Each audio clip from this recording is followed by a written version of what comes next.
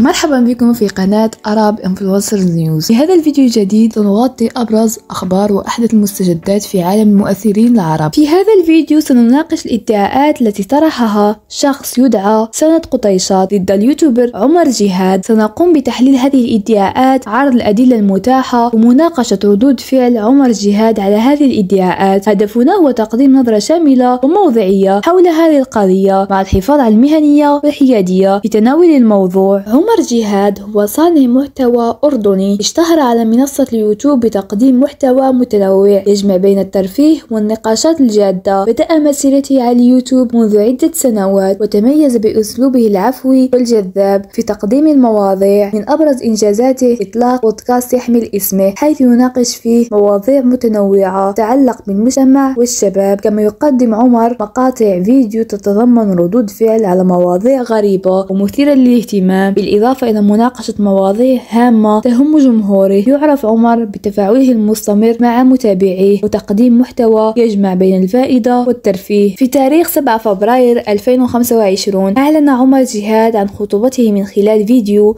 نشره على قناته. في نفس اليوم أصدر سند قطيشات عدة فيديوهات يتهم فيها عمر جهاد بالتواصل مع فتاة قاصر بطريقة غير لائقة، بالإضافة إلى الاتهامات الأخرى. سنستعرض هذه الادعاءات بالترتيب مع الحرص على الحفاظ على الأدب والاحترام نظرا لحساسية الموضوع. لن أتطرق كثيرا لشخصية سند قطيشات، ولكن يجدر بالذكر أنه ينشر محتوى مثير للجدل على منصات التواصل الاجتماعي، لذلك أي ادعاء يقدمه دون دليل ملموس سيكون موضع شك. سند نشر فيديوهات تتضمن لقطات شاشة لمحادثات بين عمر جهاد وفتاة يدعي أنها قاصر. يجب علينا التركيز على ما إذا كانت هذه الفتاة قاصرة بالفعل والبحث عن دليل داخل المحادثات يدعم هذا الادعاء بدلا من الاعتماد فقط على كلام سند. من المحتمل أن تكون هذه الفتاة معجبة بعمر جهاد، وعندما علمت بخطوبته قررت تسريب هذه المحادثات لسند. لا نعلم التفاصيل الكاملة، ولكن قد يكون سند حصل على هذه المحادثات مسبقا وانتظر الوقت المناسب لنشرها. عند مراجعة المحادثات لا يوجد ما يشير بوضوح إلى أن الفتاة قاصر. لدينا تسجيلان صوتيان للفتاة، ومن الواضح أن الرسائل ليست مفبركة، حيث توجد تسجيلات شاشة تؤكد أنها من حساب عمر جهاد. ما نراه هو رجل يتحدث بطريقة للكبار مع فتاة دون دليل على أنها قاصر. بعد ذلك نشر سند العديد من القصص الأسطوريات